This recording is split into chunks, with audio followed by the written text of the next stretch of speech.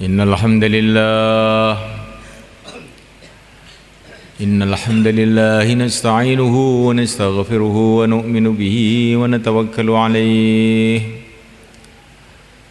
ونعوذ به من شرور أنفسنا من سيئات أعمالنا من يهدي الله فلا مضل له ومن يضلل فلا هادي له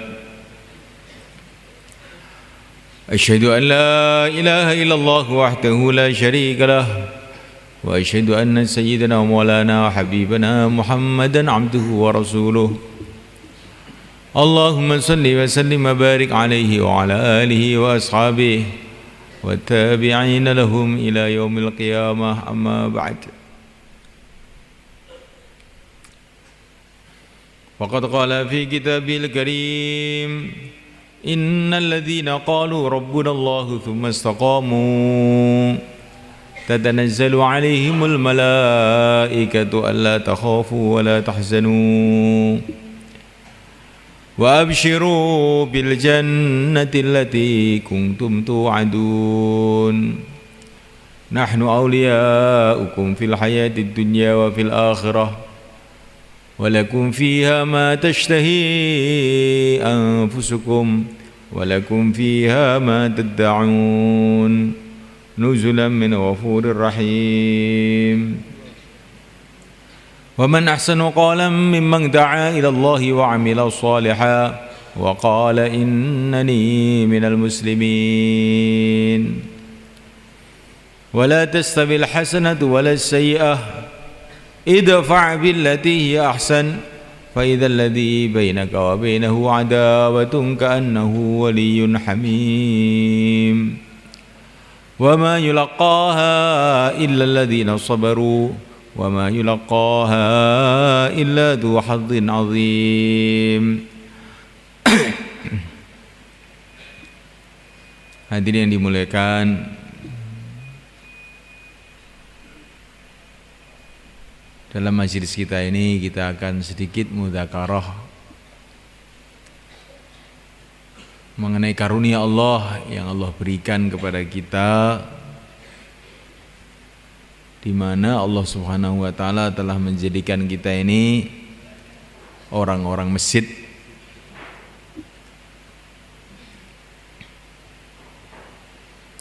Masjid ini adalah Baitullah. Semua rumah yang ada di dunia ini milik Allah. Nggak ada yang bukan milik Allah. Kerikil satu saja yang bukan milik Allah nggak ada. Tapi yang oleh Allah dikasih nama Baitullah hanya masjid. Karena begitu mulianya masjid di sisi Allah Subhanahu wa taala. Begitu mulianya masjid itu di sisi Allah SWT, sehingga kekasih-kekasih Allah, para nabi, para rasul, semua orang masjid. Begitu mulianya masjid itu di sisi Allah SWT, seluruh para nabi orang masjid. Nabi yang pertama, kakek kita, Mbah Nabi Adam alaihissalam, waktu itu sudah ada masjid, yaitu Masjidil Haram di Makkah Al-Mukarramah, dan beliau ibadah di sana. Begitu mulia masjid itu sampai yang disuruh bangun masjid itu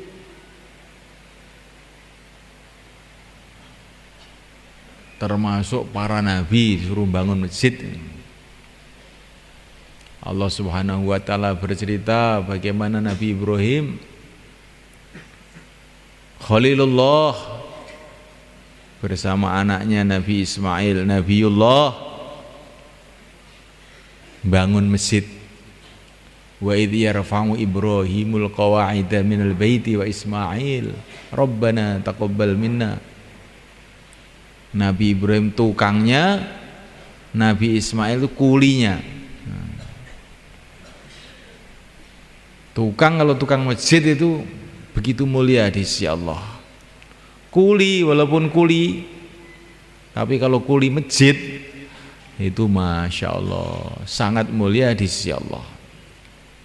Sehingga yang dipilih untuk jadi kuli masjid itu seorang nabi juga, Nabiullah Ismail alaihissalam, yang akhirnya menurunkan Sayyidul Anbiya, Nabi kita, Nabi Agung, Nabi Muhammad sallallahu alaihi wasallam.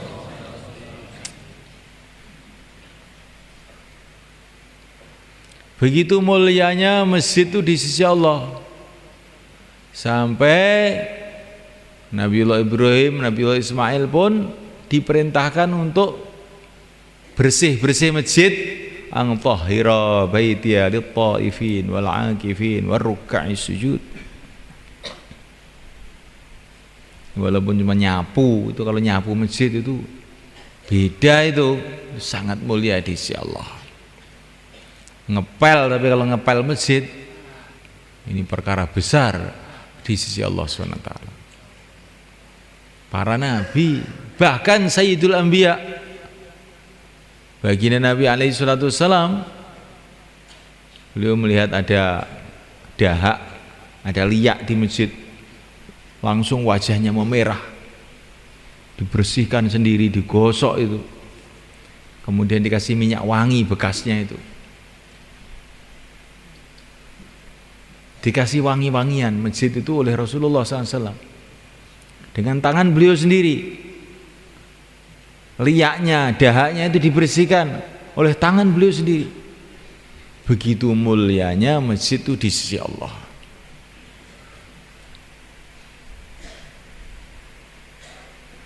Nah, muliakan Allah SWT, begitu mulianya masjid itu di sisi Allah, sehingga kita kalau masuk masjid disunahkan sholat tahiyatul masjid.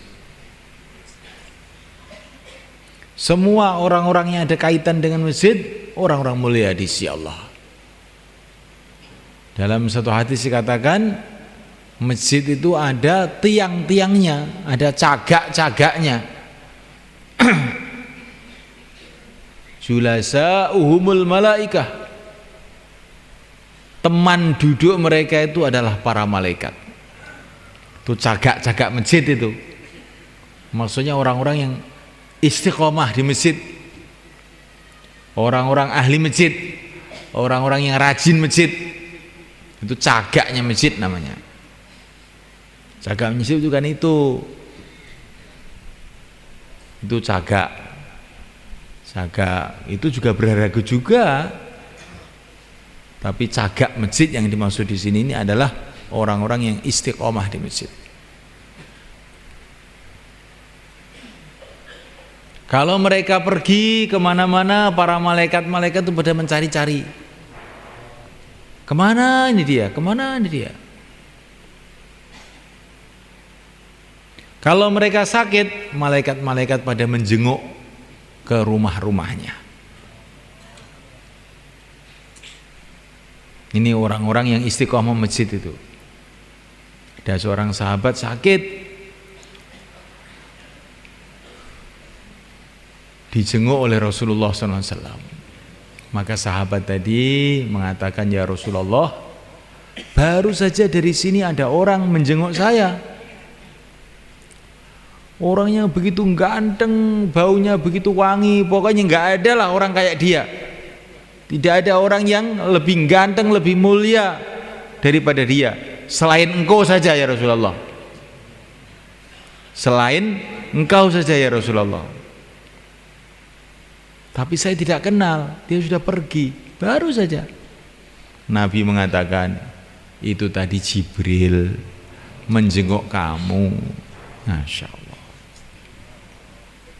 Ini ahli masjid tuh, kalau sakit bisa dijenguk Jibril itu semua malaikat. Jibril bukan datang kepada para nabi saja, datang kepada orang-orang ahli masjid.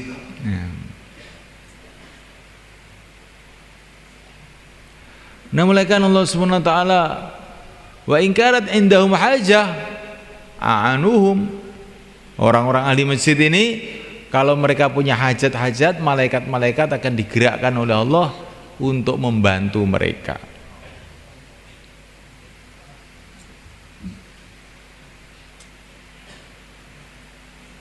Jadi kalau kita ingin pembantu dari para malaikat, jadikan diri kita ini ahli masjid. Insyaallah mulai kan?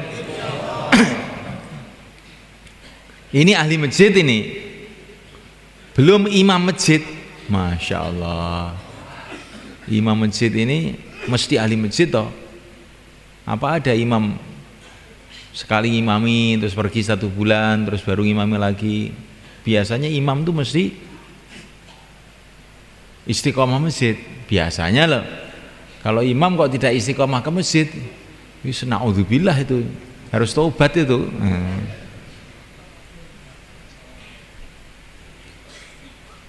Imam masjid ini semuanya kan kedudukan yang sangat-sangat mulia di sisi Allah. Sehingga imam masjid yang pertama itu adalah yang mulia baginda Muhammad SAW. Maka kata para ulama, kalau saya itu ngimami itu baru berdiri di tempat pengimaman itu sudah merinding saya. Kenapa? Karena dulu yang berdiri ngimami ini Rasulullah. Lah kok terus saya yang ngimami? Sebetulnya betul-betul tidak pantas. Tapi apa boleh buat ya, memang adanya kayak begini ya. Di kita ini kalau ngimami itu harus hati-hati itu. Bukan ngimami baru pulang dari sawah krobiak-krobiak. Nah, bajunya enggak ditata ya. Keringetnya ambune cek penguk ya. Ngimami masjid ya. Muacane pletot sisan ya. Yang cara Jawa mau nih, kajeng sing Indonesia mboten ngerti gitu. Ini khusus wong Jawa, padha Jawane kan mboten ana apa to, rada di niki napa mboten nyeneni lho niki namung niki ngomong dhewe istilahnya. Tapi dirungokne wong, ngomong dhewe dirungokne wong. Jenenge dadi imam niku nggih sing rada pokro ngoten to, gitu. Sayyidina Abdullah bin Mas'ud itu kalau ngimami itu ya pakai pakaian yang layaknya jadi imam. Bukan ngimami pakai celana edel-edel. Imam opo mau menghadap pada Allah, mewakili Rasulullah kok kayak begitu gimana? Pakai pakaian yang terbaik untuk ngimami itu. Pakai wangi-wangian yang terwangi untuk ngimami itu.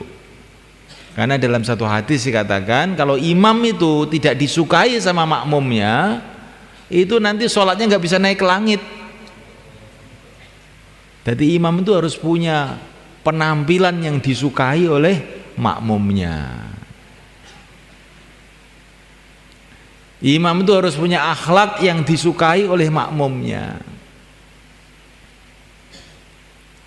Imam itu usahakan punya bacaan yang disukai sama makmumnya. Tapi syaratnya makmumnya yang benar loh. Ini bukan terawih. Sukanya makmum saya itu yang cepat, Pak. Yasin, Allahu Akbar. Alif Lam Mim, Allahu Akbar. Oh. Nah kok ngimami kok ngono piye? Nah senengane ngoten niku, dadi kok nyenengne wong jarene. Ini seneng tapi wong ini seneng ora bener, aja dituruti, nggih. Seneng sing bener. Wong sing pancen pengen ngibadah suwane ngresane Allah tenan. Mboten wong-wong ora genah dituruti, rusak kabeh akhire. Kajian dipun muliakan. Jadi malaikat Allah Ta'ala imam itu harus usaha punya sifat-sifat yang disukai oleh makmumnya. Itu penting semuanya kan. Tapi kita buat yang demikian itu bukan karena makmumnya, bukan karena orang, tapi karena mencari ridho Allah. Saya menyenangkan makmum-makmum saya ini untuk mencari ridho Allah. Bacanya yang bagus, Fatihahnya yang bagus, surat-suratnya yang bagus, apalagi tarawih ini yang tumakninah semulaikan. Karena Syaitan itu banyak menipu kita. Sholat tarawih itu dibikin begitu cepat, ya, super cepat, ya. Sampai Fatihahnya dipotong-potong, ya, korting, ya. Nggak ada baca dunga iftitah kabiro walhamdulillah katsira, sudah nggak ada. Itu sunnah loh. Kalau sunnah itu harus ditinggal gitu apa gimana? Setiap sunnah ditinggalkan, akhirnya sunnah itu jadi haram akhirnya lama-lama jadinya. Baca dunga iftitah itu yang sempurna walaupun itu sholat sunnah. Kalau tidak kita usaha menyempurnakan sholat kita, akhirnya perasaan kita ini beribadah tapi tidak ada nilainya beribadah di sisi Allah. Baca yang bagus, rukuknya yang tumaknina, sujudnya yang tumaknina. Kita sholat 2 rakaat, tumakninah tertib lebih baik daripada 1.000.000 rakaat tidak tertib. Iya nggak semuanya kan? 1.000.000 rakaat nggak tertib, namanya bukan sholat. 2 rakaat tertib, ini namanya sholat yang akan ada nilai besar di sisi Allah. Tapi jangan dijadikan alasan. Kalau begitu nanti tarawih 2 rakaat saja Pak, jangan. Ya, daripada panjang tarawih 20, tetapi cepat-cepat lebih baik 2 rakaat tapi tumakninah. Kalau urusan agama itu jangan kamu bilang begitu. Kalau urusan dunia kita ini nerimo, udah ini aja cukup. Pakai sambal juga sudah nggak apa-apa. Tapi kalau urusan agama, kesempatan kita amal itu cuma sekali di dunia ini. Sebentar lagi kita akan mati, tidak ada kesempatan amal. Ya jangan 2 rakaat toh ini. Orang-orang dulu semua kan, ulama-ulama dulu, para tabi'in, sholat itu bukan Ramadan ini ratusan rakaat tiap hari, sholat sunnah itu bukan Ramadan itu. Sebagaimana kita baca dalam kitab taklim itu, bagaimana Sayyidina Ali Zainal Abidin, ini cucunya Rasulullah, anaknya Sayyidina Husain, sholatnya sehari semalam ini bukan Ramadan, 1.000 rakaat. Apa kita ini nggak malu kalau kita ini ngaku mengikuti para ulama-ulama, mengikuti orang-orang soleh, Ramadan kok terus minta korting itu bagaimana?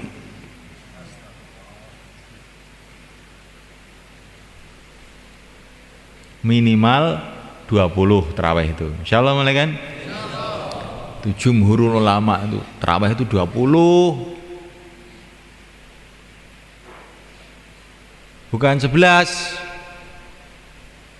boleh apa enggak? Saya tidak bilang boleh atau tidak, pokoknya para sahabat itu dulu 20. Saya tidak bicara boleh atau tidak, itu nanti di pondok itu nanti kalau boleh atau tidak itu. Sekarang ini kita ini maunya semua 20. Di Mekah sekarang juga 20, di Madinah 20, di tempat kita pun 20, tarawih 20. Gimana silakan?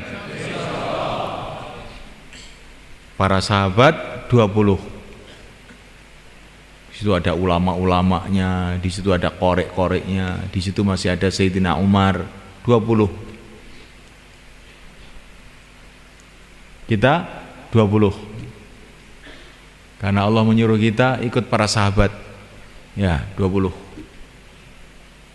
Witir paling sedikit 3. Kalau witirnya mau 11 bagus. Insyaallah mulai kan? Di 11 itu witirnya tok. Nah, bukan tarawihnya 11, bukan. Nah, kalau mau tambah lagi lebih baik lagi. Ada orang bilang dalilnya begini, dalilnya, pokoknya saya mau mateng saja. Para sahabat, ulama-ulamanya kumpul semua di Masjid Nabawi 20, saya 20. Dah. Mereka lebih paham mengenai agama daripada semua orang yang berpendapat. Madzhab 4 semua 20. Kita 20, insyaallah. Tapi kalau ada orang baru 2 rakaat terus pulang, doakan supaya Allah turunkan hidayah, gitu aja. Enggak usah dimarahi. Wis lumayan daripada gak gitu. Muga-muga Allah ngapura kowe, Kang. Wis ngono ae. Enggak usah dimarahi. Tapi ditarghib, ini musim panen, musim barokah datang. Orang-orang zaman dulu, para sahabat, para tabi'in, tabi'ut tabi'in, kalau malam Ramadan sedikit tidur, bahkan banyak yang tidak tidur sama sekali. Kok kita ini terus begini ini, terus kita ini mau ikut siapa? Nah, tapi nggak usah dimarahi, dilokne aja, tapi dalon-dalon. Wayah panen nih, panen gedenan. Lah kok ora gelem golek pari, ora gelem golek bawon, ora gelem golek wadah, itu terus piye? Nah, mulaikan Allah Subhanahu wa taala, maka kita imam masjid ini kita siapkan. Kalau bisa ada orang-orang hafid Quran untuk Ramadan ini kita borong untuk ngimami di masjid kita, ya bagus mulaikan. Sehingga satu Ramadan itu satu khataman pernah kita dengar dengan telinga kita. Ini termasuk sunnahnya para sahabat, sunnahnya para ulama yang sudah tersebar ke seluruh dunia kecuali Indonesia. Di Inggris saja itu kan tarawih itu satu khataman. Inggris tempatnya orang-orang mu'alaf yang baru sunat sudah umur 40 tahun itu, tarawihnya itu satu khataman. Masa kita ini Islam kawaan itu terus tarawih 10 surat itu pun cepet kayak sepur. Maka semuanya Allah kita pikirkan perkara ini, insyaallah malaikat. Imamnya itu bagian wiridannya, astagfirullah, bagian imam, yang imam biasa itu yang nggak hafal Quran itu bagian wiridannya, bagian dungo. Al barakah fi akabirina, barokah itu tempatnya orang-orang tua. Orang tua bagian doa, Allahumma sholli ala Muhammad. Nah, imamnya yang muda-muda yang hafal Quran, kalau ada lain, kalau nggak ada ya seadanya. Tidak ada rotan, akar pun jadi. Hadirin yang dimuliakan, jadi imam itu bagaimana kita pikirkan untuk meningkatkan bacaannya, meningkatkan fikirnya. Imam itu Masya Allah, kalau zaman dulu itu semuanya kan namanya imam sholat itu ya imam masyarakat dalam agama. Ketika Rasulullah akan wafat semuanya kan, beliau sudah sakit keras tidak bisa ngimami, beliau memerintahkan Sayyidina Abu Bakar suruh ngimami.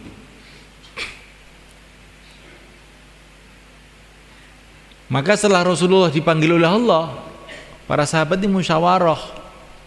Sekarang pimpinan masyarakat Islam ini Rasulullah sudah dipanggil oleh Allah. Terus sekarang yang memimpin masyarakat ini siapa nih? Kan masyarakat harus ada pimpinannya. Maka para sahabat mengatakan, lah yang suruh ngimami itu Abu Bakar, ya yang mimpin masyarakat ya Abu Bakar. Itu cara pikirin sahabat. Jadi imam sholat tuh bukan hanya imam sholat, imam kehidupan masyarakat. Jadi contoh untuk memimpin masyarakat, menuntun masyarakat menuju kebaikan, menuju ridha Allah. Maka dalam hadis dikatakan al-imamu dhamin. Imam itu menjamin. Kalau katanya orang ahli fikih, al-imamu dhamin itu Kalau ada makmum ketinggalan, makmum masbuk itu, maka dia tidak sempat baca Fatihah langsung ikut rukuk, maka bacaan Fatihahnya ditanggung sama imam. Itu kalau bahasan fikih. Tapi katanya orang tablek itu domin, iman tuh menjamin tuh bukan hanya menjamin urusan sholat, menjamin bertanggung jawab bagaimana seluruh masyarakat itu amal agama. Insyaallah mulai kan. Jadi imam itu ada rasa tanggung jawab. Kayak Sayyidina Umar radhiyallahu ta'ala anhu, habis sholat subuh dilihat makmumnya ini, loh Sulaiman kok nggak ada, kemana ini Sulaiman? Nggak ada yang tahu. Langsung Sayyidina Umar habis sholat subuh itu pergi ke rumahnya Sulaiman. Ternyata Sulaiman masih tidur di rumah. Sayyidina Umar tanya kepada ibunya, Sulaiman kemana? Enggak ke masjid subuh. Ya Amirul Mukminin, ini Sulaiman tahajud semalam suntuk, enggak tidur tadi malam itu. Datang waktu subuh dia langsung sholat subuh di rumah, terus tidur di rumah. Sekarang bangkong. Sayyidina Umar mengatakan, saya lebih suka Sulaiman tidur semalam suntuk tapi sholat jamaah subuh, bukan malah dibalik, malam tidak tidur tahajud, subuh nggak jamaah. Jangan gitu. Ini namanya ini al-imamu domin. Imam itu bertanggung jawab, ada mikir. Jangan imam makmumnya hilang, makmumnya mati, makmumnya sudah nggak tahu. Nah ini namanya imamnya tidak bertanggung jawab namanya. Imam itu harus mikir, hari ini yang makmum berapa nih? 3 orang. Padahal orang sekitar masjid sini ini ada 50 orang, yang lain kemana ini? Harus saya cari satu persatu sampai 50 orang ke masjid semua. Insyaallah malaikat. Itu baru namanya imam itu ada tanggung jawab agama. Karena imam itu adalah kedudukannya Rasulullah dulunya itu, malaikat. Sebagaimana Rasulullah itu memikirkan umat, siang malam menangis untuk umat, bergerak untuk umat, maka kita ini yang jadi ahli masjid, khususnya imamnya, ada tanggung jawab untuk memikirkan umat juga. Insyaallah malaikat. Sekarang muadzinnya Rasulullah itu adalah Sayyidina Bilal. Ini Sayyidina Bilal ini Masya Allah dipilih oleh Allah jadi muadzin. Kenapa? Kata para ulama, karena dia layak, pantas untuk mengingatkan orang kepada Allah, itu pantas. Karena dia sudah lulus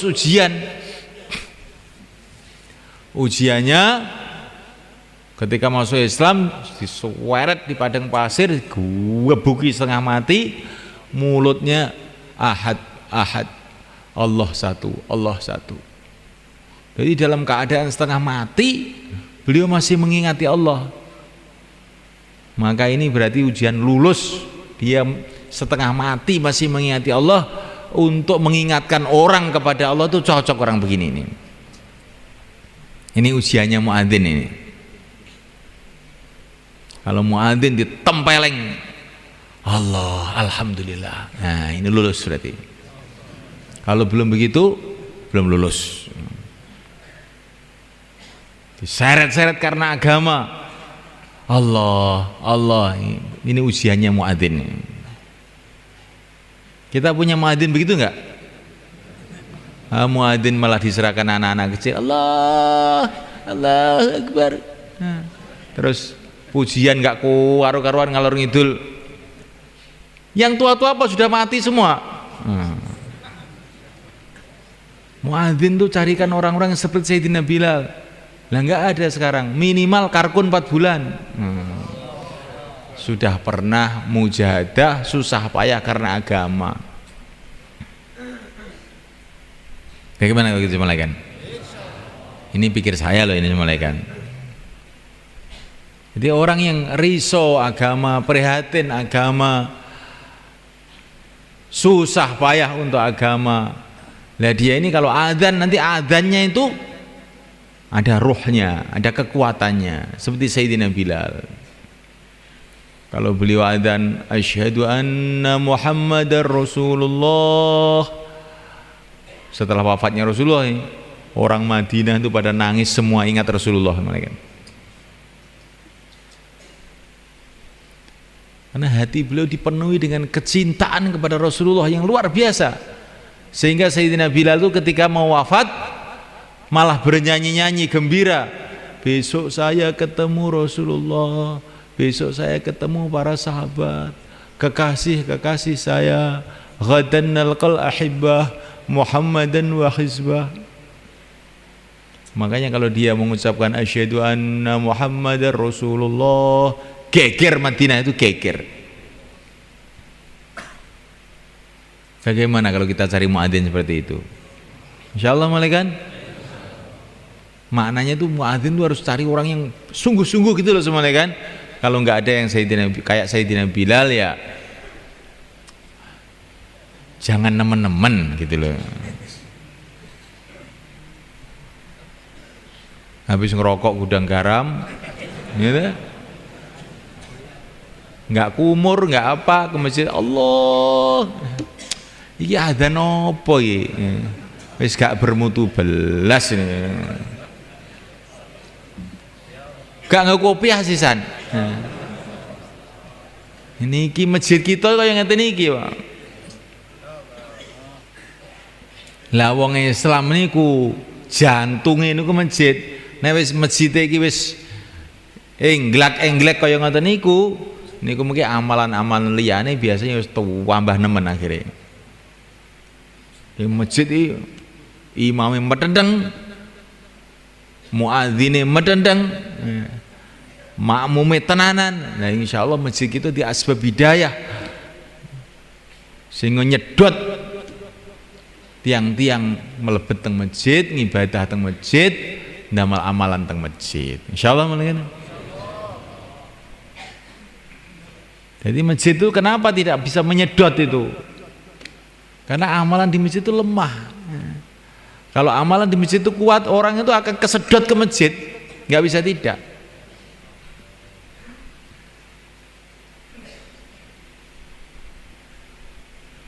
Jadi kalau orang-orang tidak pergi ke masjid, tetangga-tetangga masjid tidak pergi ke masjid, kita jangan nyalahkan orang dulu, tapi amalan masjid kita kuatkan. Nanti kalau kita kuatkan, insya Allah dengan izin Allah itu akan nyedot orang-orang di luar masjid untuk masuk masjid. Insya Allah malaikat. Sayyidina Bilal itu semalakan setiap mau azan tuh doa dulu. Allahumma inni asta'inuka ala Quraisy ayyuqimu dinak. Terus Allahu Akbar, baru begitu. Ya Allah, aku minta tolong kepada Engkau agar orang-orang Quraisy ini mau mengamalkan agamamu ya Allah. Karena waktu itu yang musuh agama itu orang Quraisy. Maka Sayyidina Bilal ini setiap mau adzan itu doa, mendoakan orang Quraisy agar mereka dapat hidayat mau mengamalkan agama. Kalau doa habis adzan itu semua orang tahu. Doa sebelum adzan ini sedikit yang tahu ini doanya Sayyidina Bilal ini. Ya Allah, aku minta tolong kepada Engkau, gerakkan orang Quraisy untuk bisa mengamalkan agamamu. Akhirnya seperti yang kita lihat dalam sejarah, orang-orang Quraisy akhirnya pada amal agama semua, masuk Islam semua. Yang pertama-tama musuhi orang Islam, orang Quraisy, tapi akhir-akhirnya yang membela agama, yang menyebarkan agama kebanyakan juga orang Quraisy. Ini anehnya semuanya kan. Maka kita ini kalau melihat orang-orang yang murusuhi agama itu jangan kita buruk sangka dulu. Ini kurang jopone, nggak pernah didoain ini. Akhirnya mereka itu gelap hatinya, akhirnya merusak agama. Ini termasuk tugasnya muadzin ini begitu itu. Maka imam masjid itu ada fikir, muadzinnya ada fikir, makmumnya setiap sholat doa untuk umat, ihdinas siratal mustaqim. Ya Allah tunjukilah kami semua, seluruh umat ya Allah tunjukilah jalan yang lurus. Baru masjid kita ini akan jadi baik semua kan. Insyaallah mulai kan. Sehingga masjid kita ini akan menyedot orang-orang yang Allah kehendaki sehingga mereka jadi orang-orang baik, jadi ahli-ahli masjid. Dan sehingga orang itu masuk ke masjid seperti tebu masuk pabrik glodok gitu sebenarnya. Asalnya tebu, jelek, bosok, macam-macam, masukkan ke pabrik glodok, diproses itu, tahu-tahu jadi gula pasir yang bagus, yang mahal, bisa dijual ke seluruh alam. Begitulah masjid. Kalau masjid amalannya baik, seperti pabrik gula yang baik itu, maka orang-orang yang buruk-buruk masuk masjid, keluar masjid sudah berubah jadi orang-orang baik. Nah mulai kan, ini para sahabat, orang-orang yang paling mulia di sisi Allah SWT. Di mana mereka dididik? Di pondok mana mereka dididik? Di madrasah mana mereka dididik? Mereka dididik di masjid mereka. Dipraktekkan di rumah-rumah, di kampung-kampungnya. Ini pendidikan pertama. Sejarah pendidikan pertama itu adalah masjid yang telah berhasil mendidik para sahabat. Telah berhasil mendidik pimpinan-pimpinan yang paling baik di dunia. Sayyidina Abu Bakar, Sayyidina Umar, Sayyidina Utsman, Sayyidina Ali. Di mana dididik? Bukan di Fakultas Sosial Politik, di Masjid Nabawi, masjidnya Rasulullah SAW. Berhasil membuat panglima-panglima yang terbaik. Sayyidina Khalid bin Walid, Sayyidina Sa'ad bin Waqqas, Sayyidina Zubair bin Awam, panglima-panglima paling baik di dunia, paling sukses di dunia. Di mana dididik? Di masjid. Mendidik dermawan-dermawan yang paling baik di dunia. Sayyidina Utsman bin Affan, Sayyidina Thalhah ibn Ubaid, Sayyidina Sa'ad bin Ubadah, Sa'ad ibn Mu'ad. Yang kalau sedekah itu semulai kan karungan emas, bukan karungan beras. Emas itu karungan itu kalau sedekah itu. Kok bisa rela itu dididik di mana mereka? Dididik di masjid. Ulama-ulama yang istimewa-istimewa. Sayyidina Abdullah bin Abbas, Sayyidina Abdullah bin Mas'ud, Sayyidina Ali bin Abi Thalib. Dididik di mana? Dididik di masjid. Bahkan zaman setelah itu Al-Imam Asy-Syafi'i, Al-Imam Malik, dan ulama-ulama pada zaman itu kebanyakan itu dididiknya itu di masjid. Jadi masjid itu punya sejarah yang luar biasa semuanya kan. Didik pimpinan, didik ulama, didik aulia, wali-wali besar zaman dulu semua adalah didikan masjid semuanya kan. Nah kira-kira itu masjid yang mampu mendidik seperti itu, apa masjid yang terawihnya Yasin, Allahu Akbar itu semuanya kan.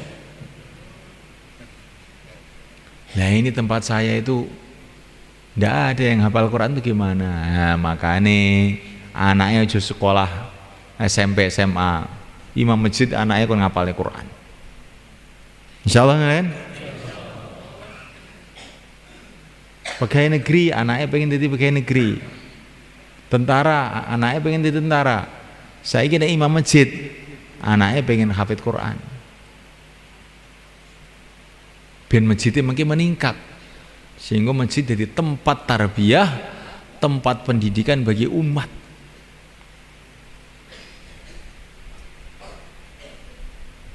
Kamu hafal Quran, Ngapalan Quran di mana?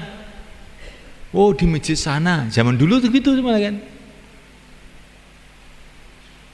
Kamu belajar hadis di mana? Di masjid sana.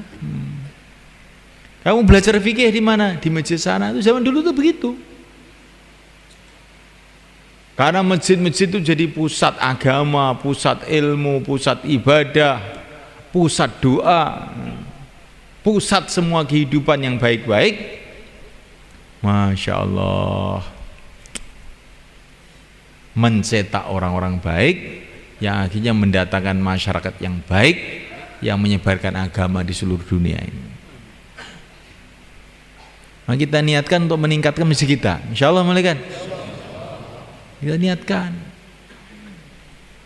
Sekarang itu sekolahan SD itu sudah ada aturannya, kepalanya harus S1 namanya. Gurunya harus diploma 2 namanya. Orang-orang dunia itu sudah mikir bagaimana sekolahnya tambah maju.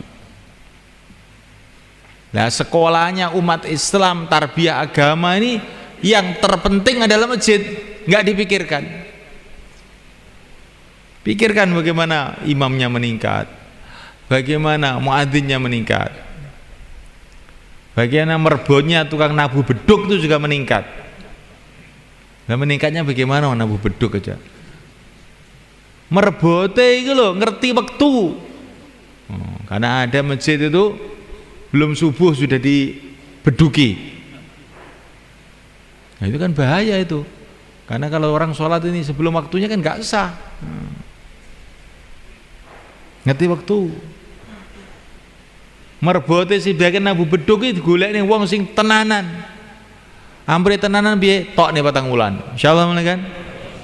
Minggu tenanan niku. Nek ora minggu nek nabuh sak penake, dienggo klothekan akhire. Nek Ramadan klothekan. Lah masjid nggo klothekan iki piye ta? Jadi malaikat Allah Subhanahu wa taala masjid kita tingkatkan malaikat. Semuanya kita tingkatkan. Itu termasuk fasilitas-fasilitas zuhir pun kita tingkatkan. Baitullah, kita mau yang datang ke masjid itu ada tamu-tamu Allah. Bikin WC yang bagus. Rumahnya WC-nya sudah diperbaiki, masjid kok nggak diperbaiki? Mana cinta kamu kepada Baitullah itu? Airnya dipenuhi semua, ini mau Ramadan cek semua, sanyo-sanyo, kompo-kompo, karan-keran, cek. Untuk apa? Untuk ikram tamu-tamu Allah. Dengan cara begitu insya Allah akan ridho pada kita. Ada orang itu diceritakan para ulama mau digiring ke neraka di padang mahsyar. Di tengah jalan dia ketemu orang.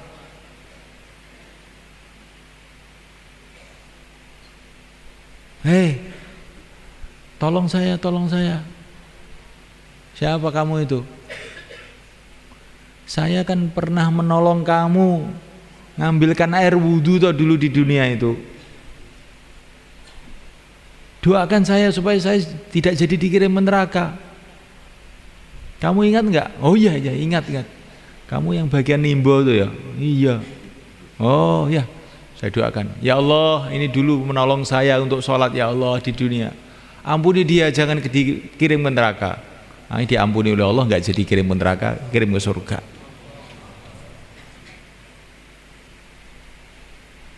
Jadi namanya walaupun dandani keran, ini keran masjid ini beda. Walaupun bersihkan WC, tapi kalau WC masjid itu lain itu.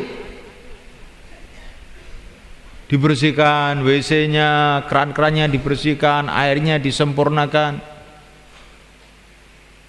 Sehingga tamu-tamu Allah ke masjid itu jadi seneng, gembira. Insyaallah kan? Kalau tamu datang ke rumah kita, kita suguh, kita kasih makan, kita kasih minum. Nah kalau tamu Allah di Baitullah itu kalau kita kasih makan tuh baik enggak kira-kira? Baik enggak Sulaiman? Zaman biyen wong kuno-kuno niku nek jenenge Ramadan niku traweh karo nggo puluran istilah wong Jawa. Mbuh puluran maknane napa ngertos. Nggawa telo, nggawa tiwul gitu. Nggawa ayam panggang kadang-kadang niku. Niku wong zaman kuno niku piwulange kiai-kiai zaman kuno. Saya sangat niku. Sekarang ini kalau di Madinah sekarang ini kalau Ramadan, Masya Allah, berbuka itu digelar itu, makanan itu di jalan-jalan, di masjid, di mana-mana tuh bareng orang ngasih makan semua. Nggak ada orang kelaparan kalau Ramadan itu. Ya, kalau masjid-masjid kita ini kita hidupkan suasana seperti itu gimana?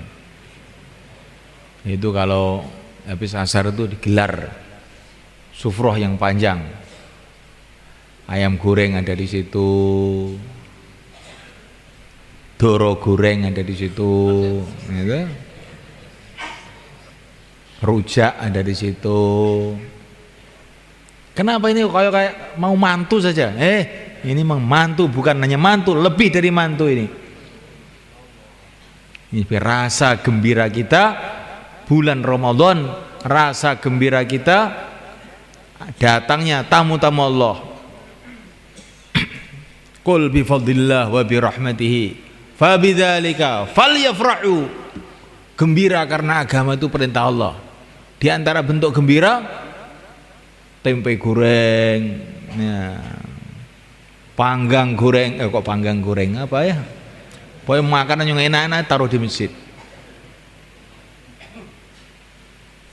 Kita sudah mikir begitu belum ini? Sudah insyaallah? Nggih ngoten lho Pak. Peningkatan Ramadan tahun niki mboten kados biasa nih. Mungkin nek bengi wong bodho maca Quran darus niku. Tapi niku diseleksi, ditata. Sing maca ki ya sing wacanane rada lurus to. Aja maca ning speaker pletot-pletot biyo ngrusakne kuping niku mengke. Nggih. Lah enten namung niku lho. Lah iya makane ya siap-siap mulai saiki. Ditata sing maca Quran apik niku kon maca Quran gitu. Setengah-tengah maca Quran, kopi jahe niku dugi gitu. Karo cingkir ben kenceng pikire gitu. Insyaallah Bang nggih. Nggih. Jadi masjid niku sing ketok makmur itu Pak. Nek Ramadan lampu nih ditambah. Zaman Sayyidina Umar niku Ramadan niku lampu-lampu masjid ditambah. Sayyidina Ali niku zaman Sayyidina Ali niki. Niku sing mulai zaman Sayyidina Umar ya. Masjid-masjid padha padang kabeh. Terus Sayyidina Ali ningali masjid padha padang. Iki biyen sing mulai ngene iki Umar ya. Ya Allah, jenengan padangaken kuburane Umar, keranten Umar wis madang nih masjid-masjid teng pundi-pundi panggonan. Jadi Ramadan itu rada beda. Sing biasane 5 watt masjid niku kayak 50 watt. Biar rada padang melek ngoten nggih. Ini butuh 50 watt jingklonge akeh sisan gitu. Wis ngalamat ngantuk ini mungkin. Dipadangi masjid niku nek Ramadan. Insyaallah Bang nggih. Pokoknya Ramadan ini istimewa. Nami ngentokne buat kan nggih. Ngentekne dhuwit ben. Dhuwit entek ya ben kanggo bangun akhirat. Insyaallah Bang nggih. Ben tau korban kanggo agama. Ben ning manah enten greget, ya Allah jenengan maringi kula rezeki. Ha niki Ramadan. Rezeki niki sayang panjenengan, kula gunane ke masjid panjenengan. Sing karpet-karpete masjid wis elek-elek gitu. Sing wong nek sujud mboten betah karo ambune karpete niku. Ganti Ramadan iki. Insyaallah Bang nggih. Ganti sing anyar. Mboten saged tuku sing anyar. Karpet sinau omah diumbah kayak masjid. Kanggo Ramadan. Engko nek bar Ramadan gak usah digo mulih nek. Insyaallah Bang nggih. Iki jenenge kita ki Ramadan iki tenanan. Ramadan barang kok karpet melengkung ambune ra karuan. Iki Ramadan piye kaya ngene iki? Kaya senten Gusti Allah niku Maha Sugih. Allah nek ngresake ndadekne masjid saka emas nih gampil mon ya Allah. Tapi Allah ning nguji kita, cintamu ning Allah ki sepira? Cintamu ning agamaku ki sepira? Niku lho, Allah nguji kita. Allah mboten perlu kali duit kita. Allah mau sugih. Tapi kita ini diuji sepiro. Buktine cintamu ku sepiro. Buktine iki iman yang akhirat iki sepiro. Nah niki Ramadan niki kita ketinggalaken dengan kersane Allah. Insyaallah Bang nggih. Masyaallah. Ditarghib jamaah-jamaah masjid ditarghib nek Ramadan niki nyambut gawe ini rada disuda. Nek biasane kowe esuk teko ngasar Ramadan untuk suda lah teko dhuwur wis leren. Nek iso ngoten niku. Terus ndang turu sehingga bengi iso tarawih, iso tahajud melek tenanan. Insyaallah Bang nggih. Nah nek kita niki Ramadan awan ning sawah terus sampai teko ngasar. Ya insyaallah nggih karek ngantuke mengki dalu niku. Sehingga mboten ngrasane kenikmatane Ramadan niku mboten krasa. Amal agama ini semulaikan Allah Ta'ala akan terasa nikmat itu karo komplit. Seperti masakan itu. Ada nasinya, ada sambelnya, ada kerupuknya, ya, ada ayam gorengnya, ya. Terus piringnya juga bersih, makannya hanya enak. Tapi kalau tidak komplit, ada nasinya nggak ada lauknya, cuman garam tok, nggak akan bisa dinikmati.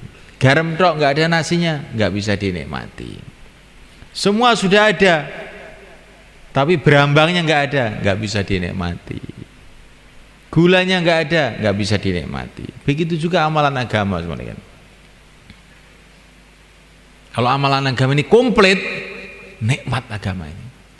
Tidak ada yang lebih nikmat, tidak ada yang lebih lezat melebihi agama. Sehingga para nabi siap mati karena agama.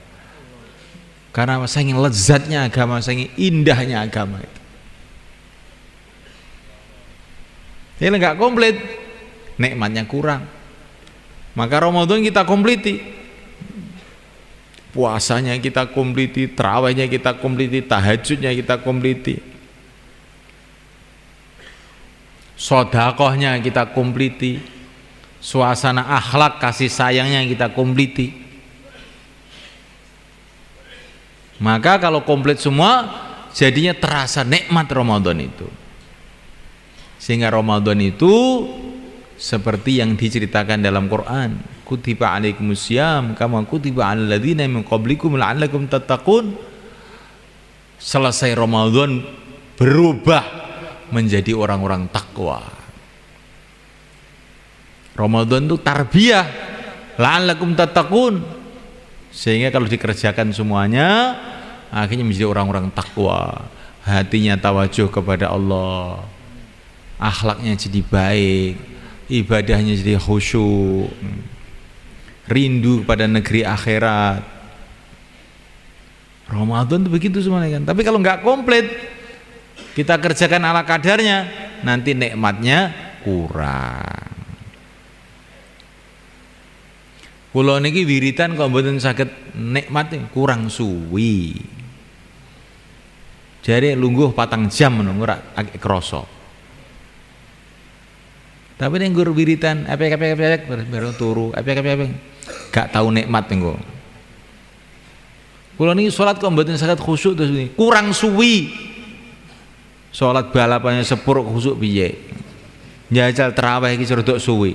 2 jam ngono, ora krasa. Saya itu di samping syarat-syarat lintune lho, panganane sing halal, atine madhep tenan ning Gusti Allah. Di samping niku wektu didawakne niku penting, napa mawon kudu didawakne. Khususnya Ramadan niku. Salate didawakne, tarawih didawakne, zikir didawakne, maca Qur'annya didawakne. Niki insyaallah badhe krasa kenikmatan ini. Insyaallah kita niat semulaikan. Kemudian semulaikan Allah Subhanahu wa taala, masyaallah. Ramadan ini juga punya sejarah yang luar biasa. Ketika Rasulullah datang ke Madinah, semulaikan, itu orang Islam juga sudah banyak, tapi orang kafir juga masih banyak. Tapi setelah tahun 2 pas Ramadan perang Badar, maka berbondong-bondong orang-orang kafir Madinah itu pada masuk Islam. Begitu juga Makkah. Makkah itu Fathu Makkah, gerudukannya orang Makkah masuk Islam itu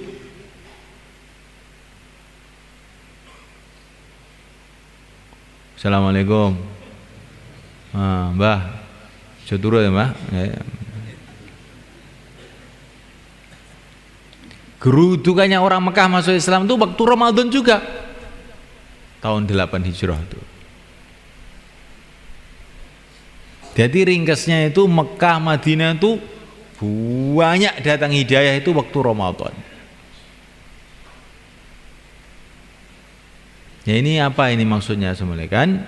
Maksudnya bagus sekali kalau Ramadan itu untuk usaha hidayah untuk diri kita, untuk umat.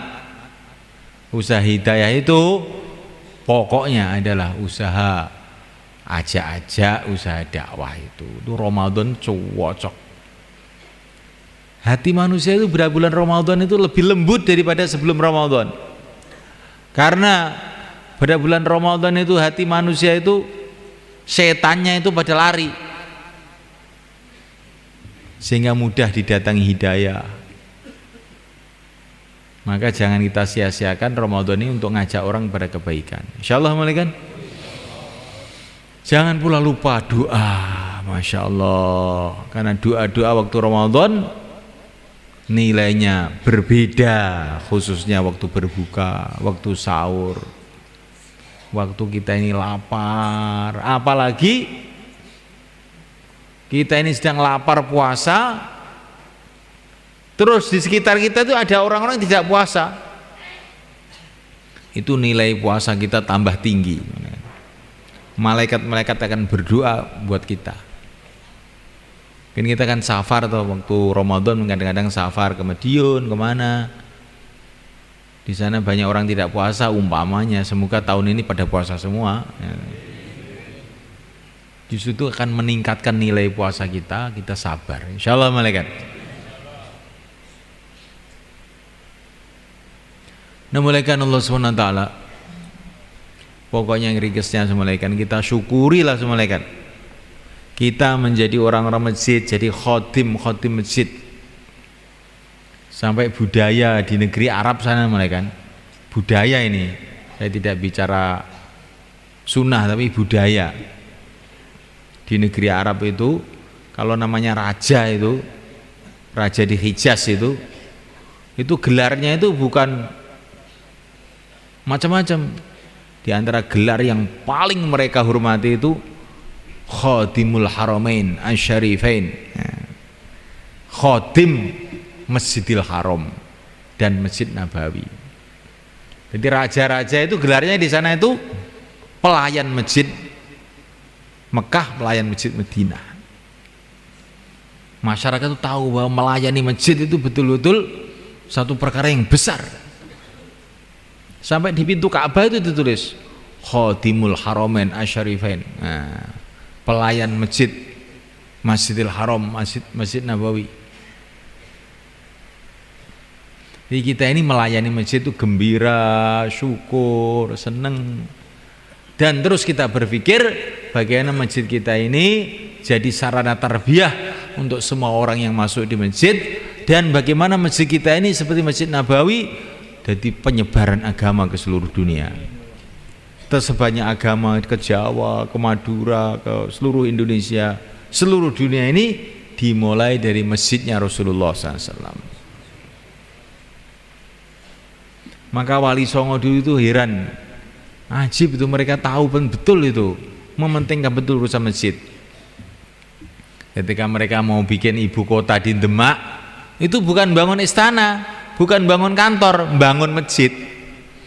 Itu Mbah Sunan Ngampel, Mbah Sunan Giri, Sunan Kalijogo bareng-bareng bangun masjid Demak, sampai sekarang masih ada. Mereka itu ingin memberitahu kepada masyarakat Jawa ini, masjid itu penting. Insyaallah mulai kan? Masjid itu penting. Rasulullah di Madinah sebelum bangun rumah, bangun masjid. Bukan hanya itu saja, Nabi Adam belum datang ke dunia, sebagian riwayat mengatakan Allah kirim malaikat-malaikat bangun masjid dulu untuk persiapan kedatangan Nabi Adam. Jadi orang Islam dengan masjid ini sudah nggak bisa dipisahkan. Kita harus senang dengan masjid itu, senang.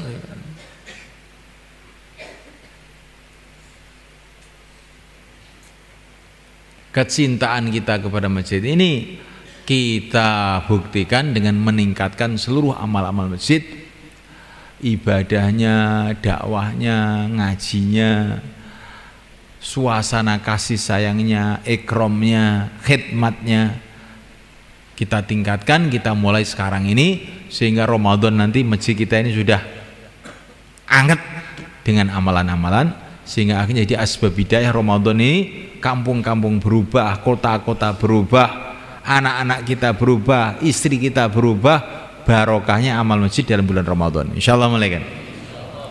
Untuk itu semula kan, ini ada dua kerja kita sekarang. Yang pertama kali, sebagaimana dulu para sahabat, ada sahabat muhajirin yang meninggalkan rumahnya, meninggalkan kampungnya untuk usaha agama. Yang kedua ada sahabat Ansor yang menolong, membantu orang muhajirin dalam usaha-usaha mereka. Tapi tidak ada Ansor kalau tidak ada muhajirin. Maka takmir-takmir masjid, merebut masjid, jadi Ansor yang baik. Nanti kalau ada tamu-tamu datang ke masjid, di ikram yang baik, dibantu program-program yang baik, sehingga masjid kita bisa hidup 24 jam. Insyaallah malaikat. Kemudian malaikat ta'ala, kita harus membentuk orang-orang yang keluar masuk ke masjid-masjid untuk menguatkan amal-amal masjid itu. Ada yang keluar untuk menguatkan amal-amal masjid, ada yang menyambut di masjid-masjid untuk kerjasama. Nah kalau umat ini kembali seperti itu, seperti zaman sahabat, ada orang-orang yang bergerak untuk agama, ada orang yang mau membantu, akhirnya agama hidup. Kalau agama hidup, barokah datang dari semua arah. Ketentraman, ketenangan, barokah, ya, keamanan, kasih sayang akan wujud. Kalau agama diamalkan, mulainya dari masjid. Insyaallah mulai kan? Maka yang dari pertemuan imam masjid ini menyempatkan diri berapa hari saja, 4 bulan, 40 hari atau berapa hari saja untuk menyambut bulan Ramadan ini secara khusus, silakan berdiri ke selatan. Monggo. Jamaah yang sudah terbentuk ataupun yang belum niat, silakan berdiri ke selatan sana. Monggo.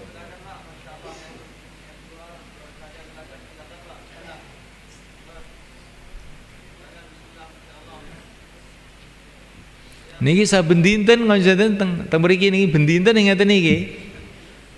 Cuma niki keranten imam-imam masjid sami rawuh niku mawon. Kula niki neh matur dalon-dalon niku wau khawatir jenengan yo omong apa to iki. Niku dalon-dalon mun kula niku mun kula lembut napa niku. Mun kula lembut, ngene lembute wong boro ngeten niki, ngeten. Nek umpama kula kasarne ngoten ya agama keadaane kaya ngene imam masjid kaya padha ngantuk piye. Umpama kula kasarne ngoten niku gitu. Tapi kula lembutne sinten sing kersa medal kula aturi nyempataken nguatne amal masjid. Niki halus apa nggih? Halus. Sehingga sampeyan nek kula undang mriki malih mengki dhisik purun malih. Insyaallah Bang nggih. Nggih. Monggo sing badhe medal 4 bulan 40 hari, monggo. Monggo. Napa pinten-pinten 10 dina. Ben imam masjid niku metendeng tenan gitu. Nek ndonga kunut Allahumma hdina fi man hadait nangis tenanan. Akhire hidayah medun tenanan. Mboten ndonga kunut karo kok bar lho. Kok cepet men Mbah Kiai iki. Lho. Wis apal ya cepet tok. Donga kunut iki rada suwi ngono lho. Ben kebuka pintu-pintu langit iki. Allahumma hdina fi man hadait. Barik lana fi ma atait. Nek barik lana fi ma atait iki. Ya Allah leti berkahi perkawis-perkawis sing jenengan paringaken dhateng kula kok tenanan. Insyaallah jenengan mboten perlu utang bank. Ibaratke barik lana fi ma atait kuwi. Nek dhuwit kurang, apa-apa kurang, iki donga kunute loyo. Nah, terus donga kunut kuat, insyaallah mboten cukup kabeh ngoten wae. Apa meneh nek donga kunute dipepe garing jam 7 agek donga kunut. Nek pepe terus piye? Nek semboe donga kunute niki dikencengi niki insyaallah niku umat iki barokah. Kabeh sing sambat kok. Sambate napa? Rezekine kurang, ini kurang, ki kurang, ki kurang. Wis umat Islam duwe sambate kurang. Tibake mbasa kula dilok-dilok niku ndonga kunute gak tenanan. Nek mau ndonga kunute tenanan niku insyaallah mboten enten kurang. Insyaallah Bang nggih. Nah. Ini pusat kekuatane wong Islam kuwi enten masjid. Kekuatan Muslim masjid, mboten teng istana, mboten teng benteng, mboten teng tentara, mboten teng masjid. Niku Raja Abruhah, gitu. Nggawa pasukan gajah saka Yaman nyerbu Mekah. Oh, tapi iki masjid barokah, Abruhah hancur malah. Di kekuatan wong Islam enten masjid niki. Mboten enten bedil, mboten enten bom, enten masjid. Nek masjid makmur ditulung oleh Allah. Wis lah mbok bahaya sih kaya napa mawon aman mboten ana apa. Insyaallah Bang nggih. Masjid ini penting. Sakniki kita ngerti kekuatan Islam, kekuatan ekonomi, kekuatan politik, kekuatan teknologi. Kekuatan umat Islam itu di masjid. Nah, kalau amal masjid hidup sungguh-sungguh Allah jaga umat ini. Ada 1000 kapal pasukan penuh dari Romawi mau menyerbu Madinah pada zaman Sayyidina Ali itu. 1000 kapal tentara mau nyerbu Madinah karena Madinah dekat pantai itu, nyerbu Madinah. Tapi wong Madinah ini ada masjidnya yang hidup amalan yang sebenarnya. Itu kapal di tengah lautan numplek semua, mati semua. Kecuali jenderalnya saja yang enggak mati, pulang ke Romawi. Pulang laporan sama Raja Romawi. Pasukan kamu mana? Pasukannya mati semua, tenggelam. Rajanya marah, kurang ajar, jenderal goblok. Jenderalnya langsung dipotong lehernya sisan. Wes mati sisan. Ini barokahnya amalan Masjid Nabawi pada zaman itu. Maka masjid kita ini kita kuatkan amalannya mulai sekarang. Insyaallah malaikat. Masjid harus ada dakwah, amar ma'ruf nahi mungkar. Masjid harus ada ngaji, masjid harus ada ibadahnya kuat, tarawih panjang. Masjid harus ada suasana ikram, kasih sayang, khidmat antara umat. maka masjid kita nanti akan jadi sumber barokah untuk kampung itu. Ini ada cerita mulai kan, ceritanya kiai-kiai itu di kitab ini. Ada seorang wali Allah masuk kampung malam-malam, masuk kampung, rumah sudah tutup semua, orang sudah pada tidur semua. Akhirnya beliau pergi ke masjid, tidur di masjid. Tapi di tengah tidur itu ada suara, ya Allah, hancurkan kampung ini ya Allah, hancurkan kampung ini ya Allah. Maka wali itu terkejut, suara siapa ini kok doa kok kayak begini. Dicari di masjid nggak ada, luar masjid nggak ada. Ternyata suara itu dari mana? Dari tembok masjid itu. Loh, yang doa ini tembok masjid ya ternyata. Maka beliau termenung, loh, berarti masjid ini marah sama orang kampung ini gara-gara sepi nggak ada orangnya ini. Akhirnya beliau keluar, datang ke rumah-rumah, dikasih tahu masjid kamu itu loh marah sekarang itu. Yang marah itu bukan hanya orang saja, tiang-tiang masjid, tembok-tembok masjid marah sekarang. Ini kalau nggak cepat-cepat kamu makmurkan masjid ini bahaya ini. Makanya orang-orang kampung pada datang ke masjid. Setelah itu wali tadi tidur lagi di masjid. Ada suara, ya Allah berkatilah orang kampung ini, ya Allah berkatilah orang kampung ini. Ternyata suara tembok malaikat. Aneh nggak ini cerita ini? Bagi orang ahlul iman tidak aneh, bisa saja. Kalau manusia bisa bikin tape, bisa bikin kaset, benda-benda mati bisa ini dengan itu kupingan itu apa itu? Kita bisa mendengar. Nah, itu. Maka wali-wali itu kupingnya itu ada alatnya itu. Karena banyak ibadah, banyak doa, nggak pernah maksiat. Akhirnya oleh Allah kupingnya dipasang alat, nggak tahu alatnya itu nggak bisa dilihat. Sehingga suaranya tembok pun terdengar. Dulu di Ngawi ini kalau ada orang Ngawi itu ada namanya Mbah Kiai Ghazali, Kerten. Itu cerita sama saya itu waktu mondok. Cerita Pak ini ya. Ini gak bayangin dongeng. Indongeng saya. Pulang dari pondok itu jalan kaki zaman dulu itu. Malam-malam ada suara nangis, maka dia, ini suara siapa nih kok ngeres banget gitu loh, nangis. Dia cari, ini siapa nih kok nangis. Ternyata sumber suara itu dari lumbung padi itu, lumbung padi itu. Maka diintip, yang nangis siapa? Ternyata yang nangis itu padi yang ada di lumbung itu yang nangis itu. Loh kok nangis? Maka tersentak, kenapa nangis? Karena saya ini dibikin ribo.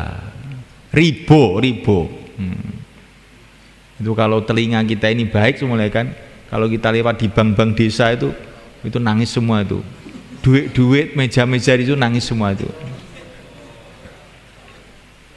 Nah, itu Mbah Ghazali itu mbah saya, cerita ini betul loh, ini bukan bohong saya ini, betul itu. Tapi sekarang ini karena kupingnya itu kopoan, ya, banyak maksiat, nggak bisa dengar-dengar yang gaib itu nggak bisa. Yang didengar televisi, radio, internet, karena kupingnya sudah rusak. Sistem gaib yang ada di kuping itu sudah rusak, konslet. Bahkan dengar ngaji pun nggak nyantol, dengar ngaji nggak nyantol. Tapi kalau dengar yang maksiat nyantol. Nah ini sudah kuping rusak ini. Nah ini untuk memperbaiki itu dengan Ramadan ini. Insyaallah malaikat. Malam mesti kita kuatkan kuping kita ini, kita dengarkan bacaan Quran, ngaji, nasihat. Mulut kita sibukkan dengan dakwah, ngajak kepada kebaikan. Badan kita sibukkan dalam taat. Insya Allah nanti habis Ramadan itu berubah itu.